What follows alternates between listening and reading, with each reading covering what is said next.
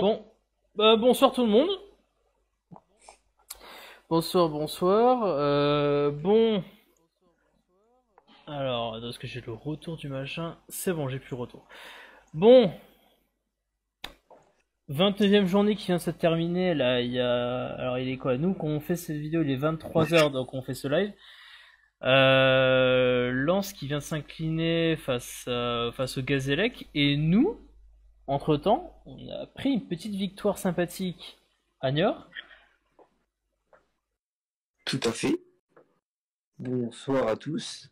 Bonsoir, donc il y a Arnaud avec moi. On va essayer un peu de parler de ces résultats, des effets sur le classement, le fait que les autres équipes aussi ont eu un peu du mal à suivre la cadence. Mais d'abord, on va peut-être parler de cette journée, comme ça on passe directement au débrief du match. Donc normalement, alors je sais pas si je peux l'afficher.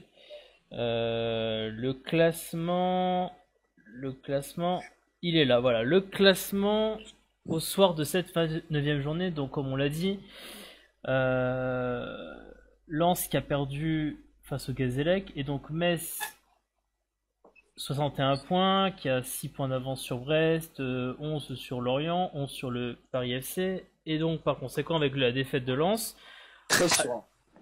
c'est ça. 13 points sur Lens. D'ailleurs, un petit mot rapide, qu'est-ce que t'en penses, toi, si on prend un peu le bilan de tous les résultats du week-end, en prenant évidemment la rencontre des Victor de Metz, mais ça, on va en parler davantage après. C'est quoi un peu tes impressions par rapport à ça? C'est la journée rêvée par tous les supporters messins depuis la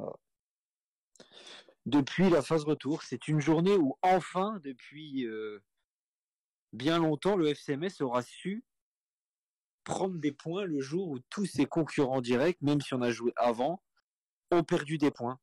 Au contraire de lundi dernier, et ben au final, c'est cette journée-là où on pensait qu'on aurait peut-être perdu des points sur certaines équipes comme Lens notamment, ou Lorient ou Brest, vu que les deux se rencontraient, donc on aurait pu penser qu'un des deux aurait gagné, et or au final on a repris des points sur exactement tout le monde.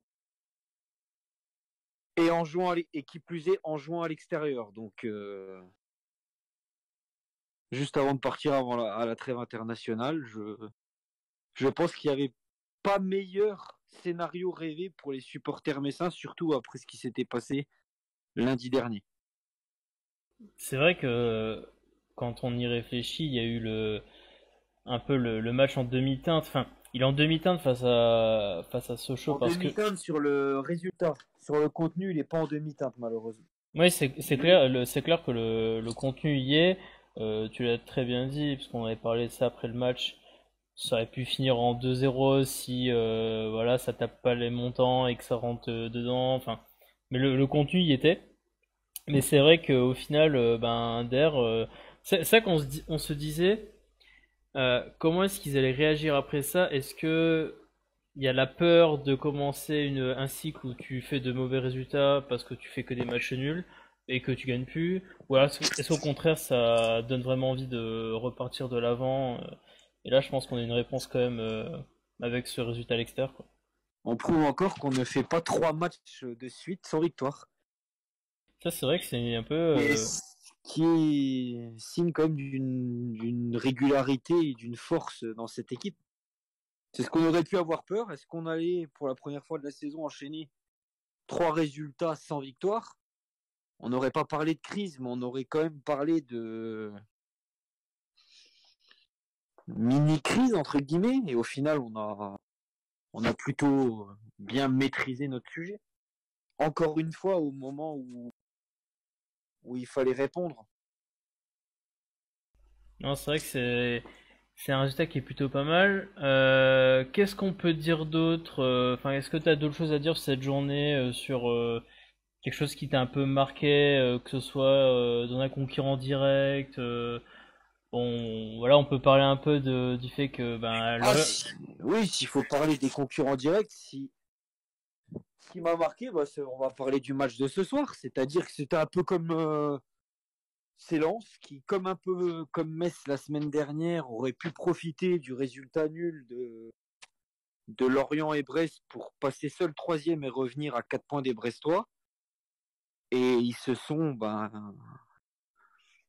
ramassés en beauté contre une équipe ajaxienne qui était la pire équipe à domicile de la saison, qui en 2019 était la 19e équipe, et au final ils perdent 1-0 en jouant très très très mal. Et donc tant mieux pour nous, mais c'est vrai que c'est ce qui m'a marqué. J'aurais pas pensé que Lens allait perdre des points ce soir, honnêtement. Ouais, c'est vrai qu'après, il y a aussi un peu l'après-match un peu bizarre du match de Brest, avec les déclarations de... Ah oui, ça c'est un autre débat. C'est un autre débat parce que c'est vrai qu'il y a des rumeurs un peu néfastes dont on va pas parler tout de suite. Non, non, on attendra d'en savoir un peu plus ces prochains jours, peut-être pour sortir une vidéo à ce sujet. On verra en temps et en heure. Ouais, parce que Mais c'est vrai que la déclaration de Jean-Marc Furlan a lancé un gros pavé dans la mare, qui a peut-être emmerdé les Brestois sur la fin de saison. Ils n'avaient pas besoin de ça, je pense, sur cette fin de saison. Donc, à voir comment ils vont gérer cette annonce un peu extra sportive, à voir comment ils vont On verra bien. ouais, c'est vrai que du coup, Mais c'est sûr que le timing est pas bon côté brestois, et du coup peut-être côté messin, si les rumeurs sont fondées.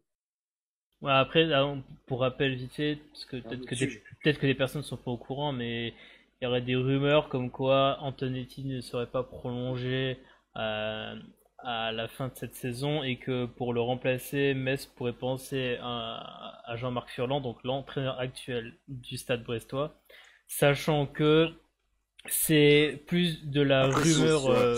pour l'instant, c'est des suppositions qui sont fondées sur rien du tout, sur des déclarations d'un pseudo-journaliste qui a été repris par quelques médias. Donc, à prendre avec des pincettes. Donc, En tout cas, on doit voilà, on prendre avec des pincettes. On va attendre un peu de voir comment ça se décante dans les jours qui viennent. Et si jamais il y a des rumeurs plus insistantes, mais comme on disait, on va dire que c'est les Brestois qui essayent de nous refiler la patate chaude. c'est ça, c'est ce que je disais. On en discutait tous les deux en début de soirée hors stream. C'est vrai que c'est possible que Brest ait peut-être vendu, pas vendu la mèche, mais peut-être a commencé à diffuser une information comme quoi les soi-disant clubs avec lesquels Furlan discuterait serait peut-être le FC Metz et que voilà, ça détourne l'attention qui était sur Brest, ça le détourne sur peut-être le FC Metz et donc forcément voilà, ça fait redescendre un peu la pression sur Brest qui a pas vraiment besoin de ça en ce moment de d'avoir une question, enfin voilà, une polémique sur l'avenir ou du coach ou pas.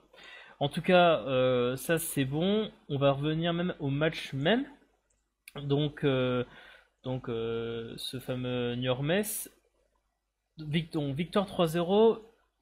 Par rapport, d'abord, je vais faire afficher la composition des équipes. Euh, alors, je vais la faire afficher normalement. Voilà, normalement la composition, elle est à l'écran.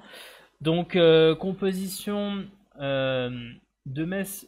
Alors on peut vite parler rapidement de Niort si t'as un peu si t'as un peu un avis. Donc Niort qui a joué en annoncé 4-4-1, ce qui s'est un peu vu sur le oui, ils ont joué en 4-5-1, on peut le dire. Hein.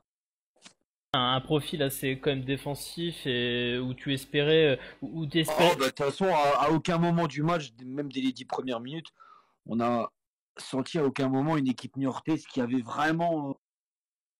pas du tout envie d'aller chercher la victoire. Hein. C'était vraiment,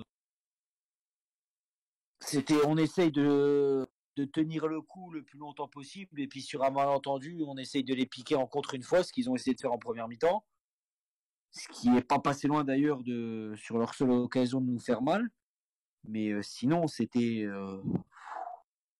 d'une faiblesse abyssale. D'autant que ouais, on se disait avant le match Donc, que peut-être que New York chercherait à sécuriser éventuellement un match nul, vu qu'en plus, bah, ils se sont rendus compte que les équipes, les deux dernières équipes que Metz a joué, ben, ont pu obtenir un résultat quand même, enfin, quand j'ai un résultat, c'est-à-dire quand même rapporter quelque chose quand même de leur confrontation avec Metz. Donc pourquoi pas jouer le nul. Et c'est vrai qu'ils ont essayé un peu de jouer sur la chance dans les contres. Et bon, malheureusement pas assez fort pour y arriver. Donc là, c'est donc 4-5-1. À noter notamment, et on a eu un petit débat assez sympathique sur Thibaut Vion qui maintenant est replacé latéral droit. tout à fait latéral droit. Toi, tu es Dubitatif et scandalisé, oui. Tout à fait scandalisé. j'allais dire que tu es effectivement un peu scandalisé.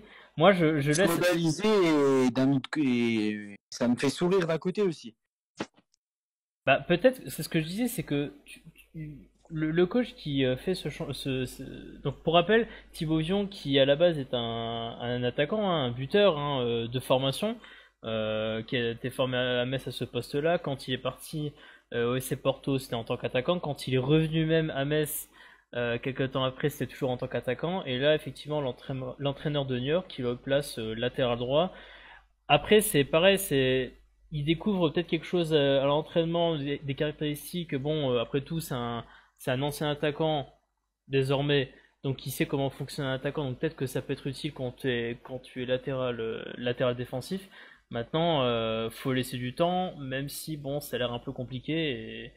Mais bon, pourquoi pas. Mais bon, là, en tout cas contre Metz, en tout cas, ça n'a pas été très efficace, quoi. Et sinon, du côté de Metz, donc là, j'ai plus te laisser un peu nous dire ton impression sur bah, le 11. Est-ce que c'est un 11 auquel tu t'y attendais? Est-ce que c'est le meilleur 11? Voilà. Euh, le 11 en soi, il était assez classique. Hein. C'est un 4-3-3 comme d'habitude attendu. On aurait, après le 11 que j'attendais, moi, c'est le 11 que j'attendais, mais le 11 que je pensais qu'il allait mettre, à une exception près, c'est que je pense que comme à l'extérieur, il aime bien mettre toujours de la densité au milieu. Donc c'est souvent Victor Yangban qui est préféré quand c'est les matchs à l'extérieur à Marvin Gakpa parce qu'il a un profil un peu plus défensif et un peu plus physique. Donc j'étais étonné, mais étonné dans le bon sens du terme, qu'il laisse les clés du camion même à l'extérieur du coup pour Marvin Gakpa. Signe qu'il a vraiment confiance en lui et qu'il prend de plus en plus d'épaisseur. Et après, en soi devant, on aurait pu avoir une incertitude entre Diallo et Nian, mais on voit qu'en ce moment, Oignon fait généralement un match sur deux. Donc le lundi c'était Nian, là c'était Habib. Donc bien lui en a pris. Après le reste c'était du classique. Mais c'était un match, c'était comme je l'ai dit à relativiser par la faiblesse que Niort nous a démontré, mais ça n'empêche que nous on a quand même fait un match hyper maîtrisé. On doit mener déjà largement à la mi-temps et jusqu'à la 40e minute on a encore ce problème éternel du réalisme parce qu'Habib a deux occasions en or qu'il doit faire fructifier. Ouais, il met un but juste avant la mi-temps qui est tout à fait mérité et qui, pour lui, je pense, ça va lui redonner confiance. Même si ça fait 2-3 matchs que je trouve qu'il est quand même beaucoup mieux. On va dire qu'à moins de début du mois de janvier jusqu'à mi-février, il a eu 2 mois hyper compliqués, tant mentalement, je pense que physiquement. Et là, ça fait un bon mois qui revient vraiment bien. Là. Que ce soit dans ses déplacements, c'est un autre Habib. Là. Ouais, et d'ailleurs, je vais juste faire apparaître à l'écran les stats du match pour un peu se rendre compte de la tournure qu'a pris le match en fait en faveur de Metz. Donc je vais faire Mais apparaître. c'est première mi-temps, voilà, c'était c'était un pas, je dirais pas brouillon, mais on a des occasions qu'on met pas au fond parce qu'il y a toujours la dernière passe qui est moyenne, le petit contrôle un peu, mais en soi on n'est pas en danger. Puis tu marques juste avant la mi-temps, ce qui coupe les pattes au Niortais, et puis tu fais la différence. Ce qu'on n'a pas su faire et ce qu'on arrive généralement pas à faire, c'est-à-dire tuer le match dès le début de deuxième période, ce qui fait qu'à chaque fois on se fait pas peur, mais on est obligé d'attendre le dernier quart d'heure pour faire la différence, surtout physiquement parce qu'on a essoré nos adversaires. Là, on n'a même pas eu le temps, En 5 minutes, on a tué le match et puis après, c'était une demi-heure d'autogestion où on a reculé le bloc de 15 mètres, on les a attendus, mais comme ils sortaient pas, ben, c'était un peu un match, un peu une dernière demi-heure, un peu voilà, en mode gestion où on jouait les contres et on n'est pas passé loin d'un quatrième but quand Nian est rentré et qui fait sa frappe sur la barre. Et puis en plus, c'est vrai que pour Niort, c'était terrible le timing. Et, tu tiens et tu prends ce but à la 40e, je crois. Ouais, Euh, 40e. donc le timing, c'est terrible parce que je pense que on se disait si le score est à 0-0 aux alentours de la 70e, vu les matchs précédents où Metz a buté sur son adversaire et n'a pas réussi à, à prendre l'avantage ou à reprendre l'avantage, ça aurait pu terminer en 0-0 et Niort aurait réussi son match. Mais c'est vrai que ce but à la 40e, forcément il change totalement le match puisque Niort doit essayer de revenir au score. Derrière, la mi-temps arrive et puis deuxième mi-temps, bah, après tu Ah déballes et après bah c'est t'attends. clair que les Niortais pouvaient s'estimer heureux avec un score de parité à la mi-temps, hein. Ah, c'est clair que pour eux, ça aurait totalement changé la phase. Là, ouais, tu prends ce but à la 40e, qui est un des pires moments, en fait, surtout pour eux en ce moment. Euh, bon, tu. Voilà. Donc, mais c'est vrai que c'est quand même pas mal. Il y a quand même une chose, on fera peut-être une vidéo, faudra voir, sur le fait que, bah, comme tu l'as dit, enfin, comme tu l'as un peu mentionné, Habib marque. Ouais, pour le deuxième match d'affilée, ce qui lui était plus arrivé depuis la phase aller, de marquer dans 2 matchs consécutifs. Donc là, Sochaux et puis là, à Niort. Ouais. Donc c'est un peu, c'est une bonne nouvelle quoi. À ce moment-là où effectivement tu dois creuser l'écart parce que tu fais des perfs intéressantes, tes adversaires ont du mal à suivre le train que tu mènes quoi. Donc c'est vrai que c'est à ce moment-là où toutes tes forces vivent et notamment ceux qui portent ton équipe offensivement depuis le début de la saison, bah, c'est le moment où il faut qu'ils se montrent. Et c'est vrai qu'il y a eu ce petit creux là pour Aviv qui a quand même duré quand même un peu de temps quand même au final. Et derrière, là ouais, effectivement, deux matchs d'affilée où il marque. Voilà, sinon, le problème c'est que ce match, c'est difficile d'en tirer des enseignements C'est quand. difficile, lui, parce que il est maîtrisé, mais il a relativisé. Après, il fallait gagner, hein, comme on dit, c'est toujours des matchs. On l'a vu ce soir, hein, pour Lens, le Gazélec, c'est une équipe à peu près, on va dire, du même standing que Niort, c'est-à-dire voilà, des équipes qui vont jouer vachement bas, qui vont chercher un compte, ce qu'ils ont fait ce soir. Et au final, les Lensois, ils ont pas su ou pas pu changer de rythme, puisque nous, on a su bien faire, un peu comme le match aller à Saint-Symphorien contre eux. Même opposition, ils avaient essayé d'ouvrir le jeu, nous, on avait été solides et on avait été hyper réalistes, et on a gagné 3-0. Donc, Ah, mais non, après, c'est difficile de tirer des conclusions, mais il faut pas non plus faire la fine bouche.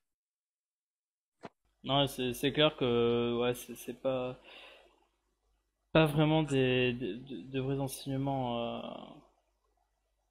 à tirer. Qu'est-ce qu'on peut dire sinon? Prochain match de Metz. Alors, je vais voir si je ne peux pas faire apparaître. Je Après, pense. si on peut trouver un point négatif dans ce match, c'est la blessure d'Oukidja. Après, je pense que c'était plus par précaution qu'il est sorti. Il était déjà strappé. Là, d'après ce que j'ai compris, il a quand même été en sélection, donc c'est que c'était pas si grave que ça. Si on pouvait vraiment chipoter, trouver un point négatif, ça serait sa blessure. Parce qu'on sait qu'il est quand même important, et donc s'il manque contre Lorient, ça serait quand même problématique. Non, ça c'est sûr et certain. Je vais voir si je peux pas.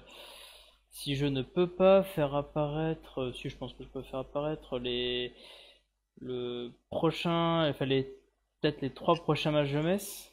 Je vais voir si je peux le faire. Petite photo vite fait. Euh, hop, hop. Hop, alors est-ce que je peux trouver ça? Voilà, je l'ai. Hop, hop là, je la fais apparaître en grand. Et voilà. Donc, ouais, effectivement, alors, trois prochains matchs. Donc, tu l'as dit, Lorient. Match très, très, très Oui. De important. toute façon, on va pas se cacher, on en parlera après. C'est une première c'est une première balle de match. Ah, ça, c'est clair. Et puis surtout, c'est Histoire que. de comment de mettre d'avoir je dirais pas un pied, mais d'avoir au moins deux trois orteils déjà bien posés dans l'ascenseur. Pardon. On rappelle, mais on. Je vais juste refaire apparaître le classement.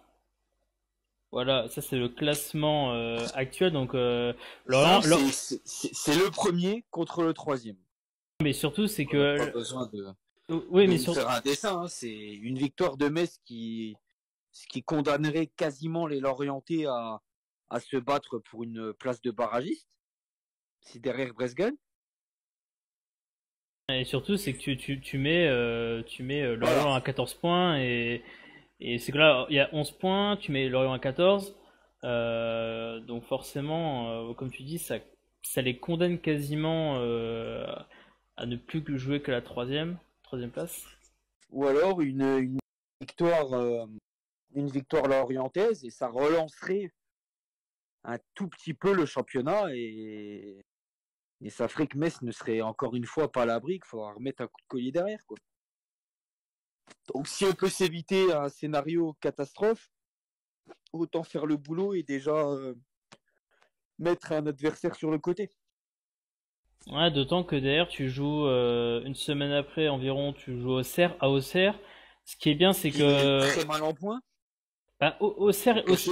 il y a deux choses, c'est que Auxerre est très mal en point et en plus, vu que le match aller à Saint-Symphorien contre Auxerre s'est très mal passé pour le FC Metz, Metz fera beaucoup Il y a un attention. sentiment de revanche qui va être là. Oui, il y a le sentiment de revanche et surtout le fait que maintenant t'es prévenu, quoi. Tu sais que Auxerre, s'ils viennent te prendre comme ils t'ont pris à Saint-Symphorien, ça peut mal aller, donc là ils seront prévenus. Et puis après, ce sera Châteauroux à domicile. À la maison. C'est ça, donc Ça, c'est pareil, ça peut être un match qui,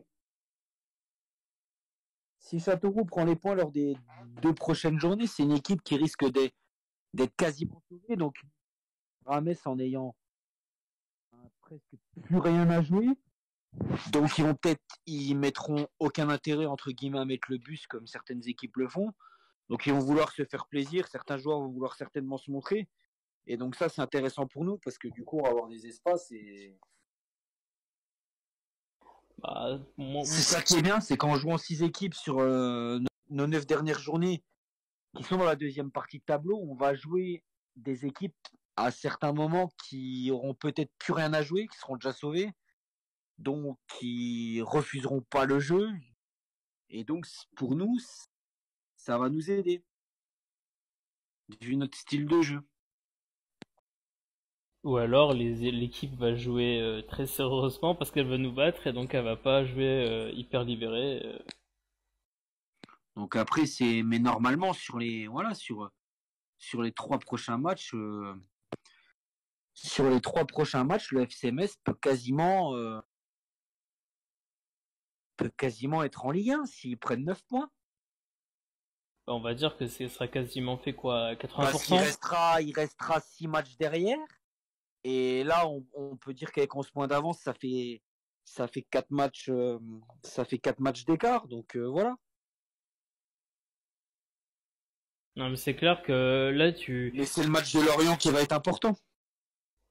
le match de Lorient est important, mais je dirais même les trois matchs sont importants. Enfin, on a un point où maintenant, à partir du moment où t'es pas assuré de l'avoir, tous tes matchs sont importants, quoi. Et non seulement tous tes C'est matchs. pour ça que la trêve arrive au bon moment là. Parce que là, ça va nous permettre de recharger les batteries.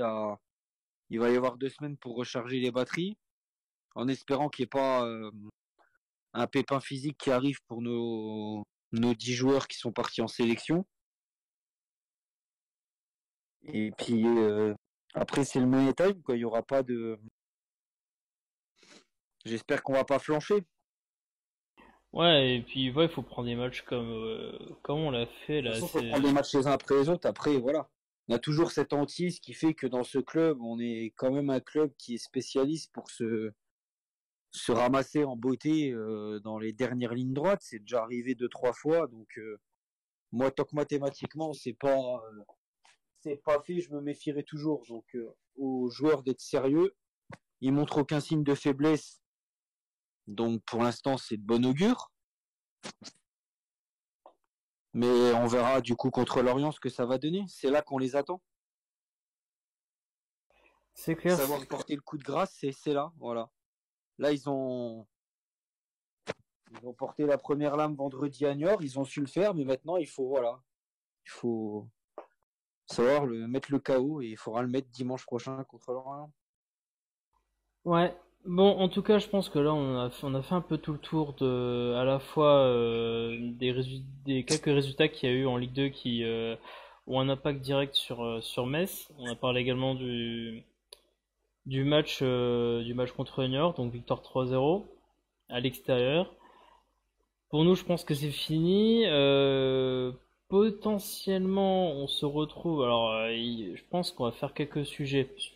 Je Ah pense, oui, je pense que peut-être, je pense que minimum deux sujets qu'on peut aborder. On a déjà un peu d'idées, on a un peu parlé. Alors là, on vient un peu de vous en parler. Hein. Ça pourrait aussi bien tomber sur un Diallo que sur Abid Diallo qui retrouve sa force devant le but, ou aussi bien la question du poste de numéro 6, hein, sujet qui est très très piquant. Donc entre Maïga et Fofana, notamment. c'est ça, donc faut un peu, Sujet qui est quand même important. ouais, donc il faut un peu quand même en parler, on verra ça. Pour nous, c'est fini ce soir. Bah écoutez, merci. Donc rediffusion de toute façon qui est sur YouTube, qui sera posté sur YouTube. Donc donc voilà, donc ça c'est sur YouTube. Et sinon, bah nous prochain live. Ben, j'ai pas encore vu le calendrier pour le match de Auxerre qu'Ormez va jouer. Je sais pas si tu as vu Samedi, toi. samedi 6 avril à 14h55. D'accord. Et lundi, c'est. Qui c'est qui joue lundi? C'est. Et le lundi, c'est Lens qui recevra le Havre à Bollard. Oh, bah alors potentiellement on fera un peu comme je pense comme ce soir, on fera un live certainement ouais, le lundi soir. Je pense que c'est faisable. Ouais, pour débriefer les matchs de la journée, oui. Sachant que nous, on joue le dimanche à 13h contre l'Orient, une horaire assez inhabituelle. Ah oui, c'est que moi je parlais. Oui. Alors moi je suis moi j'étais sur le match de Auxerre, mais j'ai n'importe quoi. Je pensais au match de Metz en oui. Donc oui, effectivement, donc ouais, horaire un peu Dimanche inhabituel. 13h, hein, mais ça rien. Ouais, dimanche 13h. Donc nous après nous on se revoit ouais, je pense que lundi soir on fera quelque chose. On débriefera cette journée, voir est-ce que on a totalement détruit Lorient dans la course à l'obtention de la deuxième place ou pas.